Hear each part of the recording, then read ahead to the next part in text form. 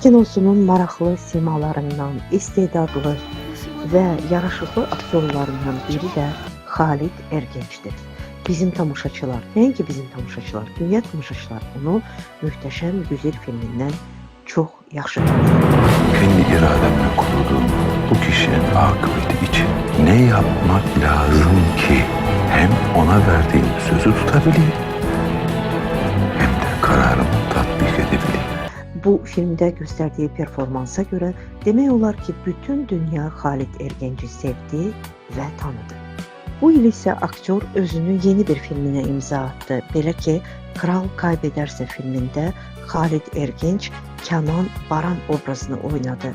Özü də çox uğurla oynadı. Hadi. Kenan Baran. Aktyorun maraqlı kino obrazları öz yerində.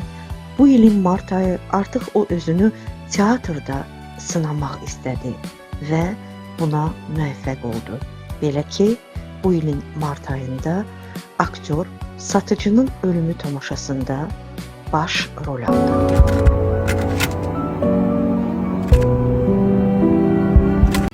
Aldığımız ilkin məlumata görə aktyor teatrda da özünün uğurlu performansını nümayiş etdirməyi bacardı və tamaşaçılar onu çox böyük alqışlarla qarşıladılar.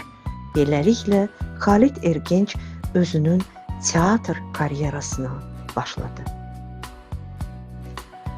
Aktyorun teatrda tərəf müqabili bizim tamaşaçıların da yaxşı tanıdığı Türk kino və teatr aktrisası Zərrin Təkindördür. Onu da qeyd edim ki, bizim tamaşaçılar onu Aşqa Məmnun filmindən də yaxşı tanıyırlar. Aktrisa kino ilə bərabər teatrda da yaradıcılığını davam etdirir.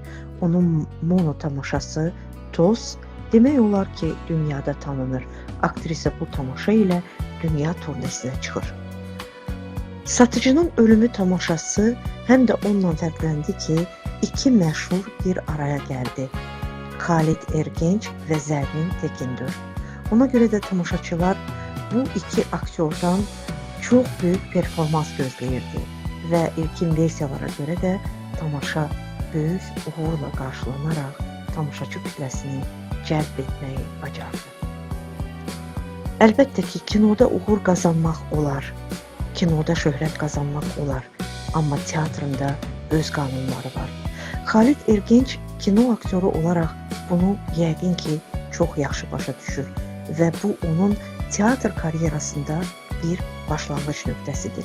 Ümid edirik ki, Xalid Ergencin bundan sonra da teatr səhnəsində maraqlı obrazlarını izləyəcək və biz də onu öz növbəmizdə alqışlayacağıq. Uğurlar.